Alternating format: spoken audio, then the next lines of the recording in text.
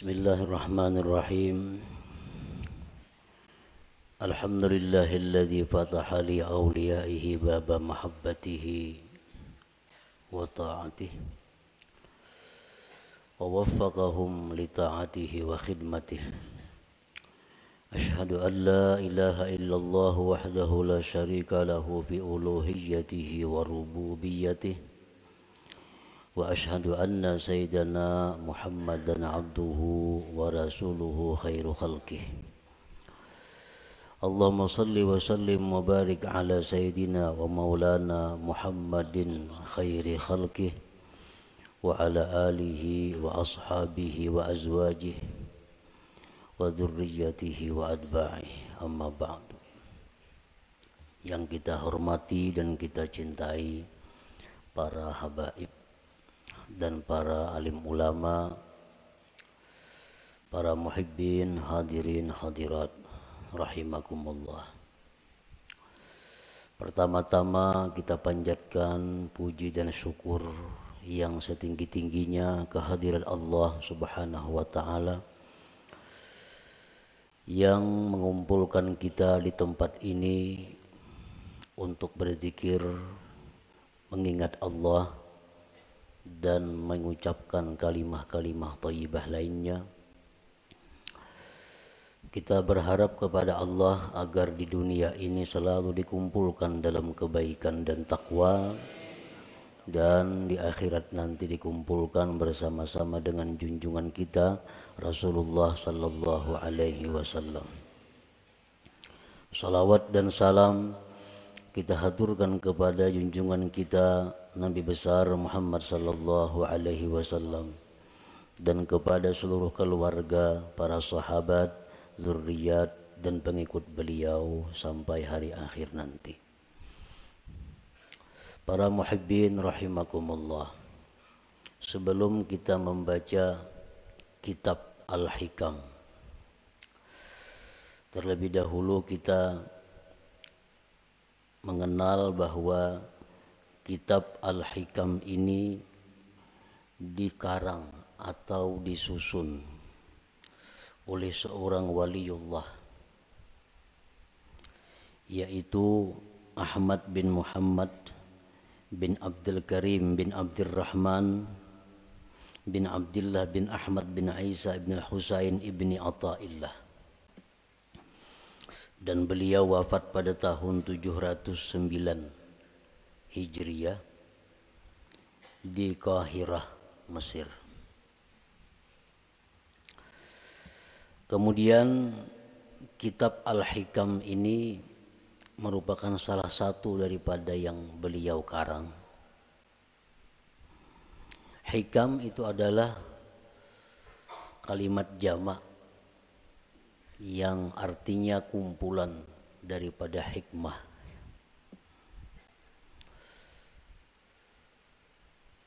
Syekh Muhammad Hayat As-Sindi mengatakan bahwa di dalam hikam itu ada 264 hikmah. 264 hikmah itu terkumpul di dalam satu kitab sehingga dinamai kitab itu adalah Al-Hikam. Nah, mengenai hitungan berapa hikmah yang ada di dalam kitab Al-Hikam itu bermacam-macam para ulama menghitungnya. Ada yang mengatakan jumlah hikmah yang ada di dalam hikam itu berjumlah 264. Ada yang mengatakan 275 dan ada yang mengatakan lain pada yang demikian. Sebagaimana para ulama tidak sama pendapatnya tentang menghitung jumlah ayat-ayat yang ada di dalam Al-Quran. Ada yang mengatakan 6.666, ada yang mengatakan lain daripada itu. Para muhibbin rahimakumullah, kemuliaan dan kehebatan kitab Al-Hikam ini sampai-sampai dikatakan oleh sebahagian ulama, lau jazatis salatu bi syai'in ghairal Qur'an la jazat bihikam ibni Athaillah. Andai kata di dalam sembahyang itu boleh kita membaca selain Al-Quran, waktu qiyam, waktu berdiri, itu kan hanya Quran yang kita baca, surat Fatihah dan surah yang lain. Andai kata boleh diganti dengan yang lain, niscaya kitab hikam ini patut dijadikan penggantinya. Niscaya kitab hikam ini boleh untuk dijadikan penggantinya. Kenapa demikian? Karena kehebatannya dalam lapas, susunan kata-katanya, dan makna-maknanya mengandung ilmu-ilmu yang bermanfaat bagi mereka yang membaca dan memahaminya. Para muhibbin rahimakumullah, kitab hikam itu satu matan yang banyak disyarahkan oleh para ulama. Berpuluh-puluh macam kitab syarah hikam. Intinya adalah menguraikan seluas-luasnya apa yang terkandung di dalam hikmah per hikmah yang ada di dalam kitab hikam itu. Nah, oleh karena itu, di dalam kesempatan kita membaca kitab hikam ini, ulun kadang mengambil kepada satu kitab syarah hikam tertentu. Jadi artinya kita membaca matannya, kemudian kita ambil dari beberapa syarah-syarah yang ada, yang telah dikarang oleh para ulama itu. Para muhibbin rahimakumullah, al-hikmatul ula, hikmah yang pertama di dalam kitab hikam, min alamatil i'timad alal amal nuqsanur raja inda wujudiz zalal. Nah, ini kalimat hikmah yang pertama di dalam kitab hikam itu. Min alamatil i'timad alal amal nuqsanur raja inda wujudiz zalal. Artinya, sebagian daripada tanda berpegangnya seseorang dengan amal, berkurangnya mengharap rahmat Allah ketika adanya kesalahan pada dirinya.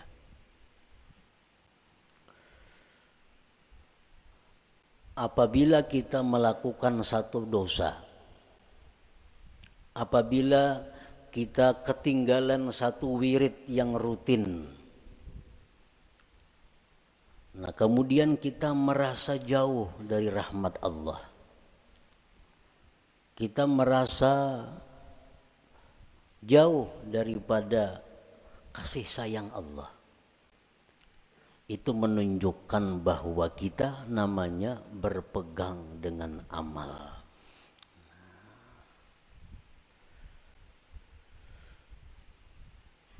Orang-orang yang mulia, orang-orang yang sudah mengenal lebih jauh tentang Allah Subhanahu wa ta'ala, dalam keadaan apapun mereka itu tidak berkurang harapnya kepada Allah. Baik mereka dalam melakukan taat atau mereka sedang diuji dengan kemaksiatan, harap mereka kepada Allah tetap sama. Kenapa sebabnya? Karena mereka tidak berpegang kepada amal. Mereka itu berpegang kepada rahmat Allah, berpegang kepada anugerah Allah Subhanahu wa ta'ala. Para muhibbin rahimakumullah, amal itu artinya adalah harakatul jismi awil qalbi. Itu ngarannya amal. gerak tubuh, gerak jasad atau hati. Bila bergerak awak kita nih ngarannya ba'amal. Nah, bila bergerak hati kita ngarannya ba'amal. Itu arti amal. Fa in taharraka bima fihi sawab summiya ta'atan. Wa in taharraka bima fihi al-iqab summiyat maksiatan. Apabila gerak badan kita atau gerak hati kita itu ada pahalanya, itu ngarannya taat. Apabila gerak badan atau hati kita itu mengakibatkan kita disiksa, ngarannya maksiat. Jadi maksiat itu beramal juga. Mau kuat badan itu beramal jar. Orangnya penjudi. Kawah jadi padahal kan pak amalnya. Karena amal itu artinya gerak badan atau gerak hati. Bila bapahala ngarannya taat, bila maksiat ngaran, bilanya disiksa ngarannya maksiat. Itu arti amal. Para muhibbin rahimakumullah, kemudian yang kita fokuskan perhatian kita adalah amal yang mendatangkan sawab, pahala atau taat. Kita tinggalkan amal yang mendatangkan siksa, yaitu maksiat. Nah, amal taat ini ada 3. Amal taat itu ada 3. Pertama ada amal syariat ngarannya. Yang kedua ada amal tarikat. Yang ketiga ada amal hakikat. Ini ketiga-tiganya adalah taat. Ketiga-tiganya adalah taat. Baik amal kita ini syariat, baik amal kita ini tarikat, atau amal kita itu hakikat, itu sama-sama mendatangkan pahala.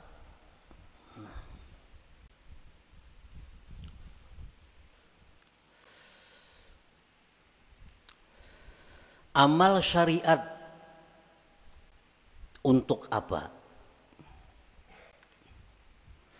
Para ulama tasawuf mengatakan amal syariat itu gunanya li islahil jawarih untuk membaguskan anggota tubuh kita.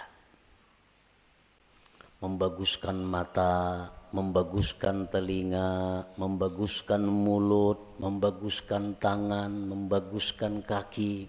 Itu disebut adalah amal syariat. Kayak apa mata supaya bagus? Jangan memandang yang diharamkan Allah. Kayak apa mulut nang bagus? Jangan berkata-kata yang dilarang Allah. Kayak apa batis nang bagus? Jangan melangkah kepada jalan yang diharamkan Allah. Kayak apa tangan nang bagus?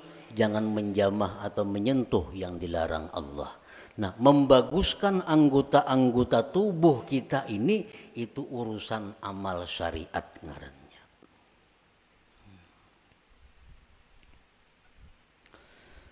Wa amalut tariqah li islahil qulub. Sedangkan amal tarikat itu untuk membaguskan hati.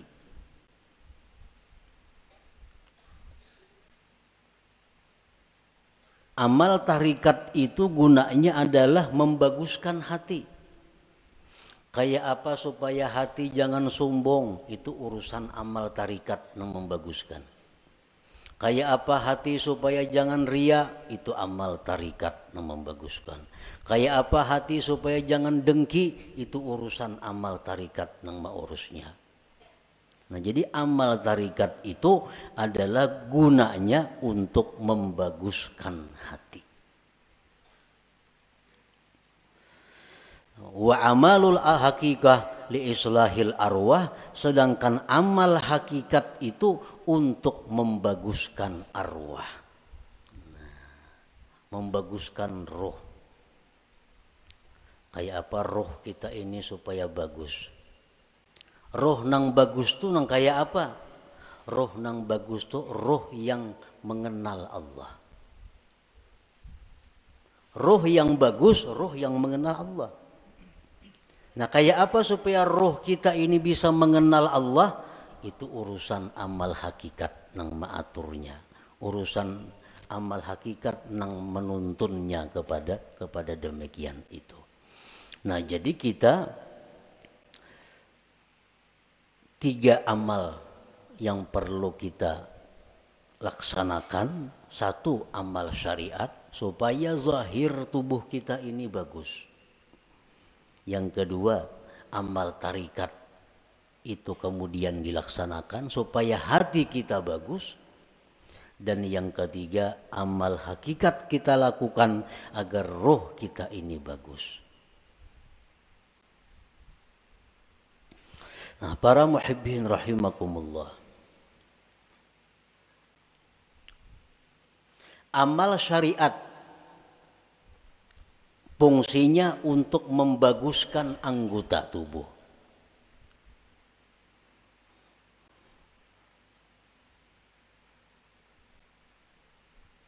Amal syariat fungsinya untuk membaguskan anggota tubuh. Apa inti daripada amal syariat itu? Amal syariat itu saling banyakkan. Tetapi kembali kepada 3 pokok. 3 pokok inilah yang disebut dengan amal syariat. Pertama, tobat. Nah, pertama tobat. Yang kedua, takwa. Yang ketiga, istiqamah. Nah, ini seluruh amal syariat kembali kepada 3 ini. Tobat, kemudian takwa, kemudian istiqamah. Nah, tobat artinya apa? Membersihkan diri daripada yang kotor-kotor. Membersihkan diri daripada maksiat-maksiat. Itu tobat. Dimandii, mandi itu tobat karena. Imbah mandi hanyar dipakaiani. Nah, dipakaiani betapi, babaju, bakupia, bermacam-macam pakaian. Nah, itu adalah takwa. Nah, kayak apa supaya jangan lepas pakaian itu dari kita? Ngarannya istiqamah. Manbanu beselawar, manbanu betilanjang tuh ada istiqamah ngarannya. Istiqamah ini selalu berpakaian. Nah, artinya apa? Selalu menjunjung perintah Allah, menjauhi yang dilarang Allah dalam keadaan apapun. Itu istiqamah.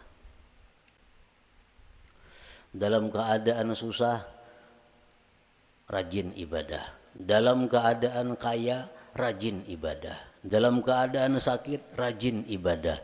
Dalam keadaan sihat, rajin ibadah. Dalam keadaan apapun ibadah kada tertinggal. Ini ngarannya istiqamah. Nah, 3 hal itu urusan amal syariat.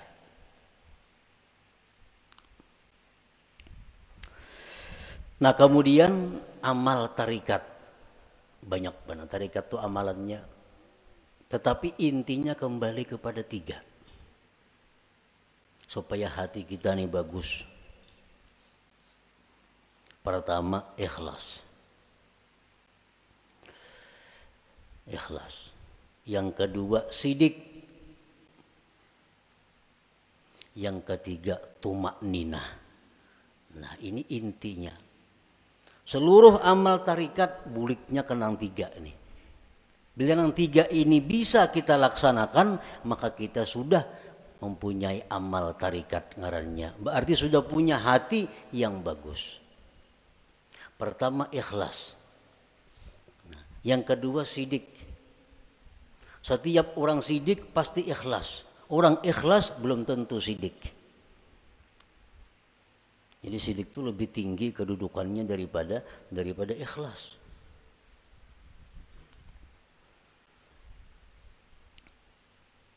Orang sembahyang itu bisa ikhlas, belum tentu sidik. Belum tentu sidik. Buktinya apa? Belum tentu sidik. Seringkali kita mengucap dalam sembahyang itu Bismillahirrahmanirrahim. Mulut kita. Tapi hati kita di manakah? Hati kita di rumah. Itu kada jujur ngarannya.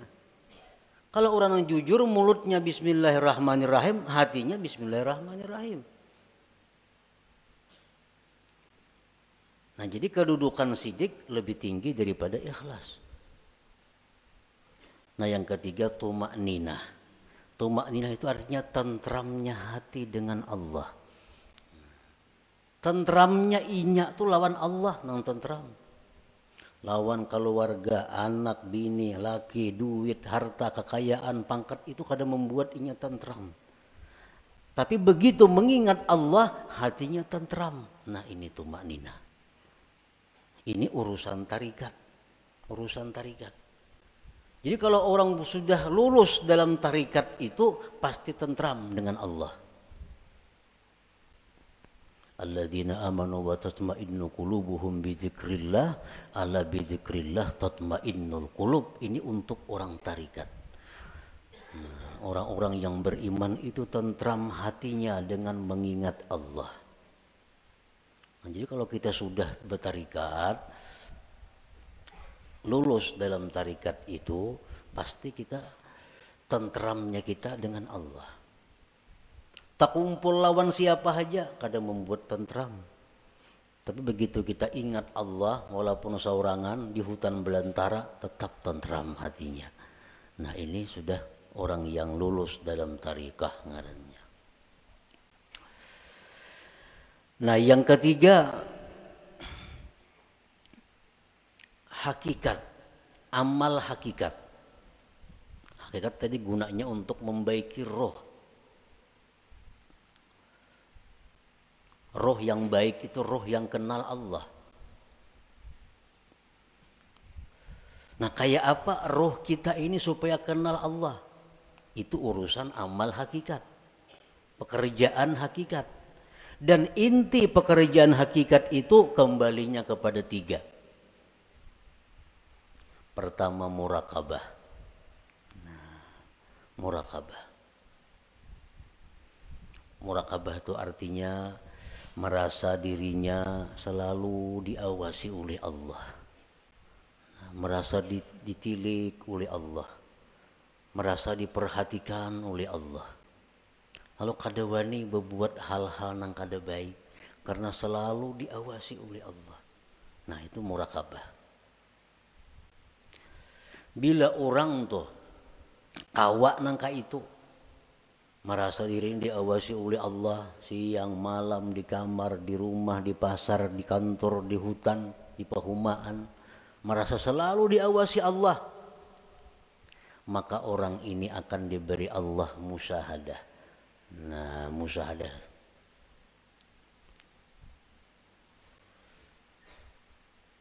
Bila orang itu sudah musyahadah lawan Allah, ngarannya ma'rifat lawan Tuhan. Jadi amal hakikat ini tiga, murakabah, musyahadah, ma'rifat. Itu amal hakikat ngarannya.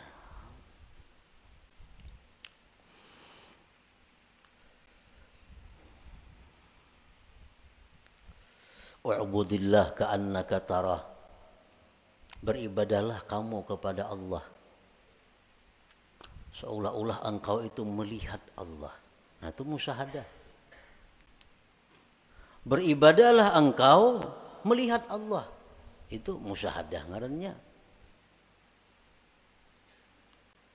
Tapi fa illam takun tarah, jikalau engkau belum mampu melihat Allah, fa innahu yarak, Allah melihat engkau. Nah, itu murakabah ngarannya. Kalau kita merasa dilihat oleh Allah siang, malam, bisukan, kamarian, dimanapun merasa dilihat oleh Allah, itu ngarannya kita murakabah. Satu saat kalau kita terus menerus demikian, kita akan musyahadah. Kita akan musyahadah. Bila musyahadah itu diberi ma'rifat ujung-ujungnya. Nah, amal hakikat itu tiga macam. Murakabah, musyahadah, ma'rifah.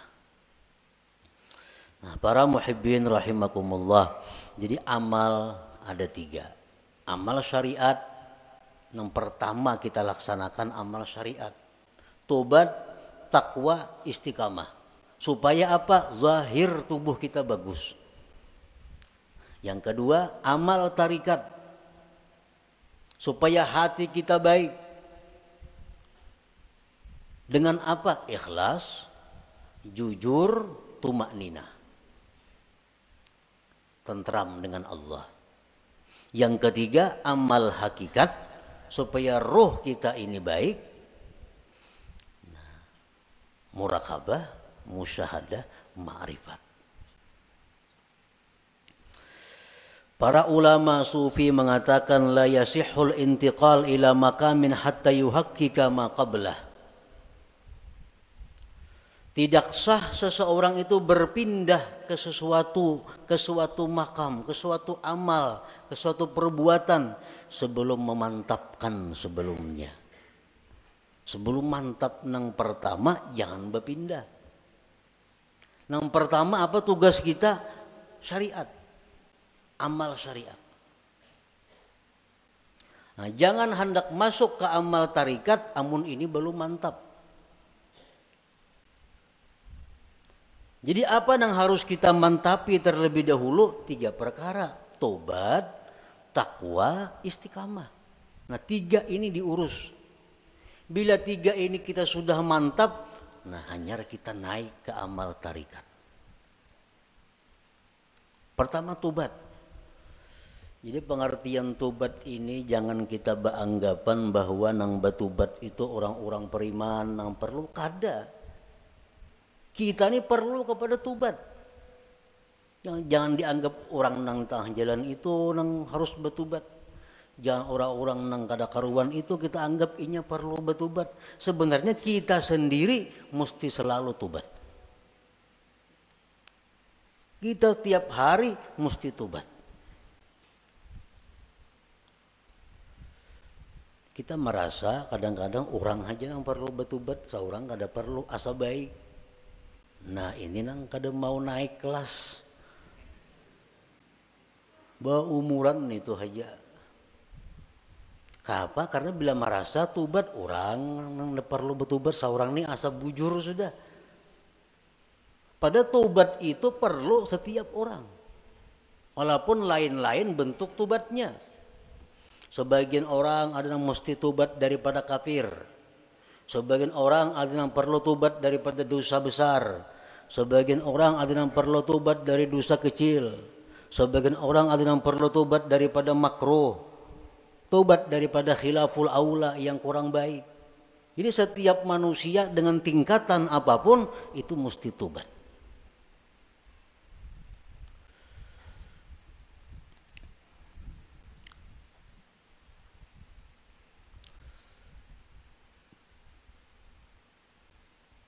Nah kita sudahlah bertobat, sudah. Dulu minum arak, sekarang ampih. Dulu penjudi, sekarang ampih. Tobat. Dulu ketujuh riba, sekarang ampih. Tobat. Dahulu suka zina, sekarang ampih, sudah tobat. Nah cuma tahukah kita tobat kita itu diterima atau kada? Nah, karena orang nang ampih itu belum tentu diterima.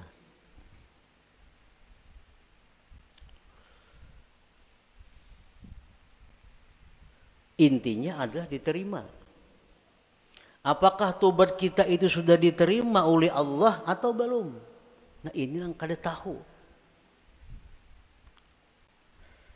Maka kita kada boleh naik ke suatu makam, ke suatu tingkatan sebelum memantapkan tingkatan yang pertama, hanyar tingkatan yang kedua, mantap nang kedua, hanyar naik ke tingkatan nang ketiga. Selama kita belum biris tingkatan syariat, kada akan bisa kita mengaji ilmu tarikat. Mengaji bisa, paham bisa, memakai pasti kada kawa. Memakai pasti kada kawa. Mau kada kawa.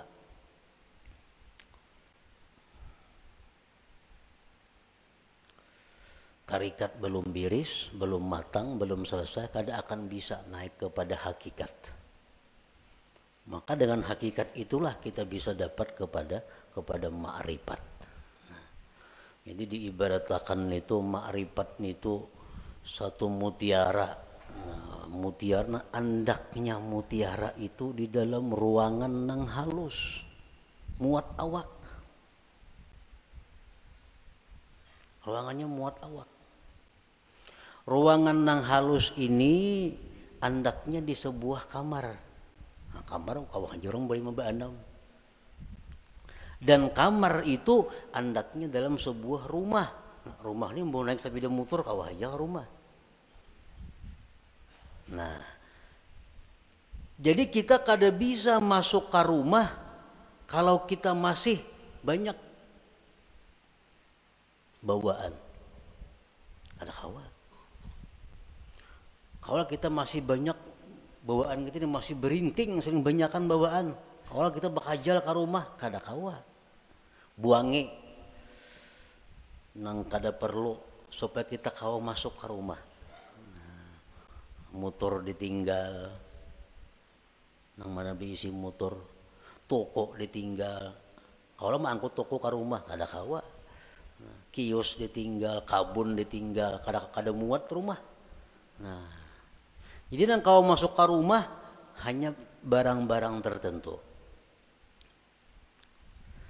Nah, artinya apa? Syariat itu laksana rumah.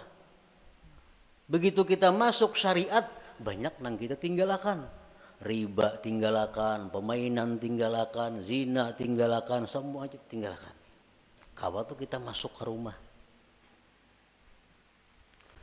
Nah, sepeda motor kawa dibawa ke rumah, sepeda kawa dibawa ke rumah. Begitu kita hendak masuk kamar, nah, ngalih bawa sepeda motor ke kamar, ngalih bawa kendaraan ke kamar itu, pas ditinggal di luar kamar, bakal karasan kada kawa bahanjuran. Nah, sama halnya kita ini kalau hendak masuk kepada tarikat, buangi gawian-gawian yang lain-lain supaya kita muat bandak di situ. Nah, hendak masuk pulang ke hakikat, halus kamarnya muat awak, jam tangan gin dipacul kada kawa. Kacamata santok pacul juga. Nah, muat beti lanjang aja kawa lagi. Nah, hanyar kawa kita masuk ke kamar nah halus tuh untuk mengambil yang berharga yaitu mutiara atau ma'rifat itu. Nah, itu artinya kita kada kawa melangkah ke situ kalau sebelum matang nang pertama. Nah, syariat ini nang dibiriskan terlebih dahulu. Cara kita berjual beli, cara kita bergaul, cara kita makan, cara kita berpandir, cara kita berpakaian sesuaikan dengan syariat. Bila kada sesuai lawan syariat, hendak ke hakikat kada bisa. Jamin kada bisa. Napanya bisa? Pandirnya aja. Pandirnya aja bisa. Praktiknya kada bisa. Itu sudah hukum, ketentuan. Syariat kada mantap, kada kawan naik ke tarikat. Tarikat kada mantap, kada kawan naik ke hakikat. Nah, jadi fokus kita ini adalah membaguskan dahulu syariat kita. Kayak apa membaguskan syariat? Tobat. Nang ketujuh menggibah, tobat. Nang ketujuh riba, tobat. Nang ketujuh memakai pakaian haram, tobat. Imbah kita tobat itu perlu diteliti, perlu dipikirkan. Tobatku ini diterima juga kah, kada kah? Selama kita belum ada ketentuan tobat ini diterima atau kada diterima, hati kita masih kada nyaman, hati kita masih kada tentram karena belum ada kepastian tobat atau kada tobat. Takwa kemudian ibadah, sembahyang, puasa segala macam. Takwa, istiqamah terus menerus seperti itu. Bila 3 macam ini kawa, nah ayo ya naik kita ke amal apa? Ke amal tarikat. Kita wajib mengusahakan syaratul kabul. Kita wajib mengusahakan syarat diterima tobat kita, diterima takwa kita, diterima istiqamah kita. Itu kita wajib mengusahakan persyaratannya supaya ini diterima oleh Allah. Sembahyang contohnya. Kayak apa sembahyang itu supaya diterima oleh Allah? Ada syarat-syaratnya. Yang pertama, supaya sembahyang itu diterima oleh Allah, syaratnya adalah ilmu. Fakullu man bighairi ilmin ya'malu amaluhu mardudatun la tuqbalu. Tiap-tiap orang yang bekerja beramal tanpa ilmu ditolak, tidak diterima. Jadi sembahyang kita ambil contoh amal syariat sembahyang contohnya, supaya sembahyang ini diterima Allah kayak apa? Satu, punya ilmu. Belajar bujur-bujur sembahyang tuh. Rukuk kayak apa, sujud kayak apa, amun masbuk kayak apa, kada salat membaca Fatihah kayak apa caranya. Nah, bujur-bujur belajar sembahyang supaya sembahyang kita diterima. Yang kedua, supaya diterima sembahyang itu ikhlas. Berhubung ini amal syariat, ikhlasnya pun ikhlas syariat. Ikhlas syariat yang kayak apa? Sembahyang mengharapkan surga, sembahyang karena takut lawan api neraka, ikhlas menurut syariat. Sembahyang kita mudahan masuk surga dengan itu syariat bujur, ikhlas. Kenapa sembahyang? Takutan kalau pindah ke neraka mati, itu ikhlas dalam syariat. Jangan ada tujuan lain sembahyang. Contoh kita ambil contoh sembahyang supaya dipuji orang, supaya dihormati orang, dimuliakan orang. Jangan ada sedikit pun dalam hati demikian. Ikhlas. Yang ketiga, syaratnya diterima itu sembahyang atau amal-amal ibadah lainnya muwafaqatus syurut wal arkan wal adab. Sembahyang kita ini sesuai syarat. Penuhi syarat-syaratnya apa? Rukun-rukunnya apa? Adabnya apa? Orang nak sembahyang mesti berwudu, suci daripada hadas najis, menutup aurat, menghadap kiblat, masuk waktu. Nah, penuhi. Bersihin najis, sucikan hadas dengan wudu, tutup aurat, tunggu waktu sembahyang, bila masuk hanyar sembahyang. Nah, itu syaratnya sudah biris. Syaratnya biris, rukunnya, rukun sembahyang. Ruku kayak apa, bacaan Fatihahnya kayak apa, sujudnya kayak apa, sesuaikan dengan aturan. Embah itu pulang adab. Walaupun sembahyang ini syaratnya cukup, rukun cukup, tapi kada beadab, itu bisa kada diterima.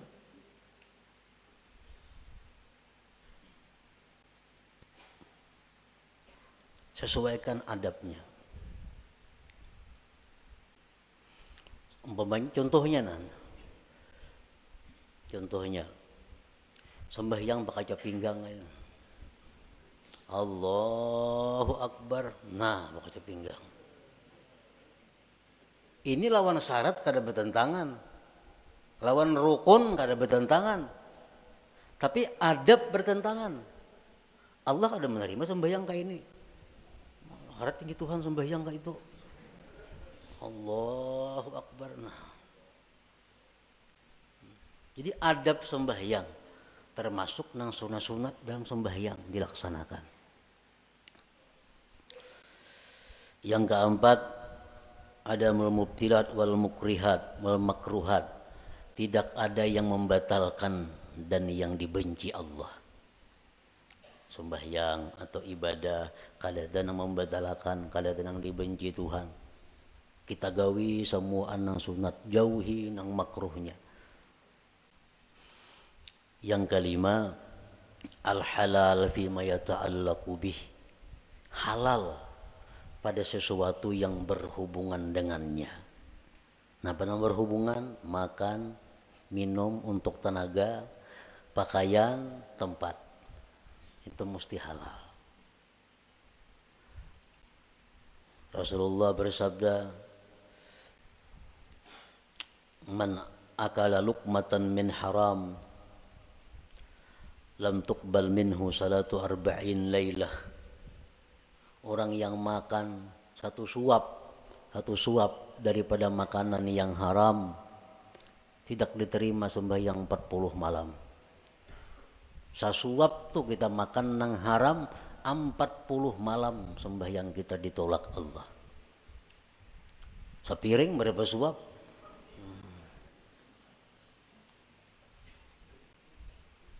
Nah, ini urusan amal syariat.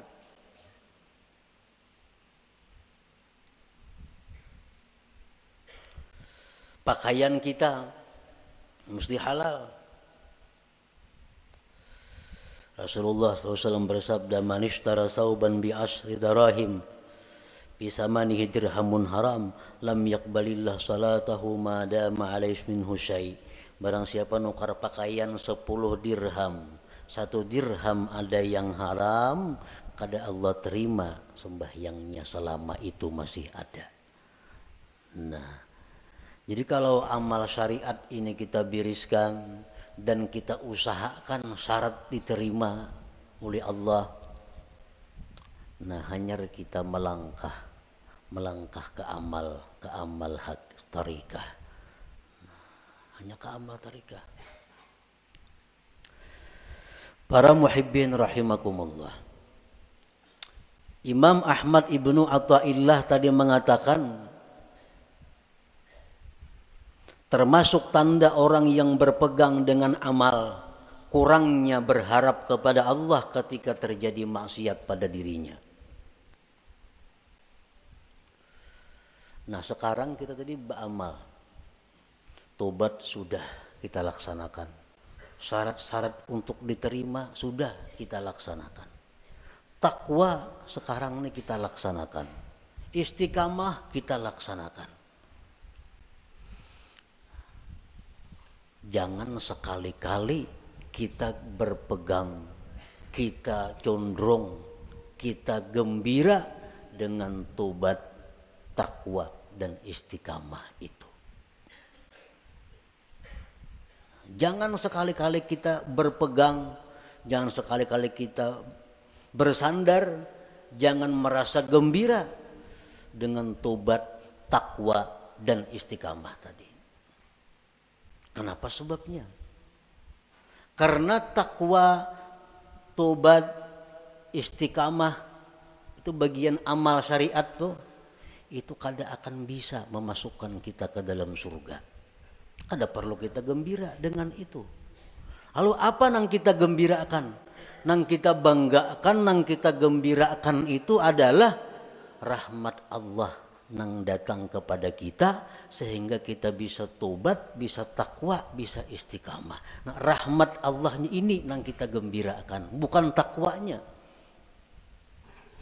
Nah, bila kita menggembirakan dengan takwa yang kita lakukan, ngarannya berpegang dengan amal.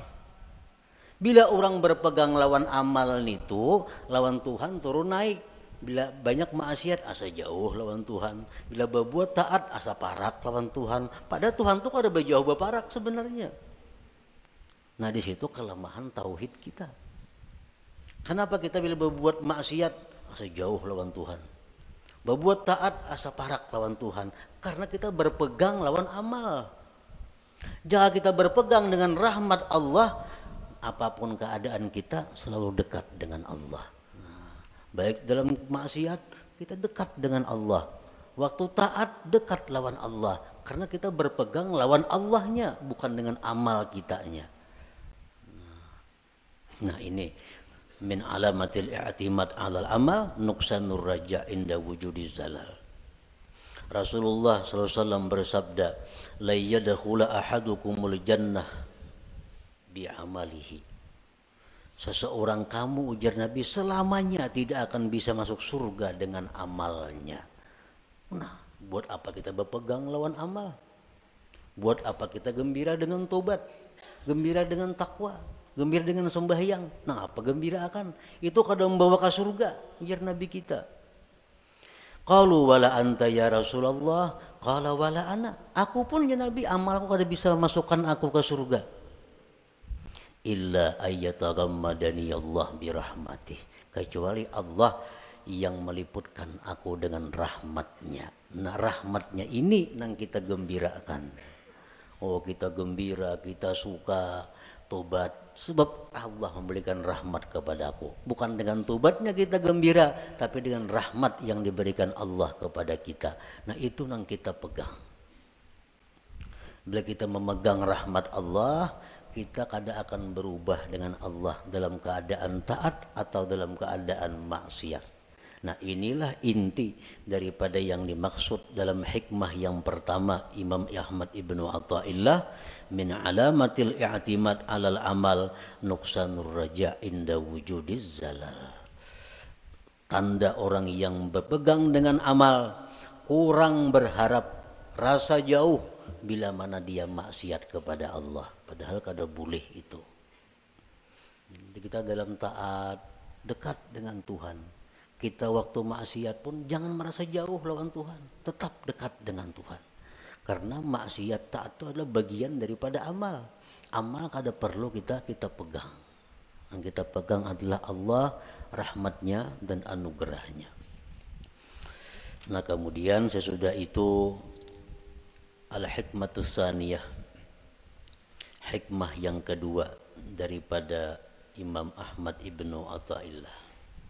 Iradatuka tajrid ma'a ikamatillah iyyaka bil asbab minasyahwatil khafiyah wa iradatukal asbab ma'a ikamatillah iyyaka bit tajrid inhitatun anil himmatil aliyah. Nah itu kita baca insyaallah pada minggu yang akan datang. La hadratin Nabi sallallahu alaihi wasallam al-Fatihah. A'udzubillahi minasyaitonir rajim. Bismillahirrahmanirrahim. Bismillahirrahmanirrahim. Maliki yaumiddin. Iyyaka na'budu wa iyyaka nasta'in. Ya Allah biha, ya Allah biha, ya Allah bihusnil khatimah.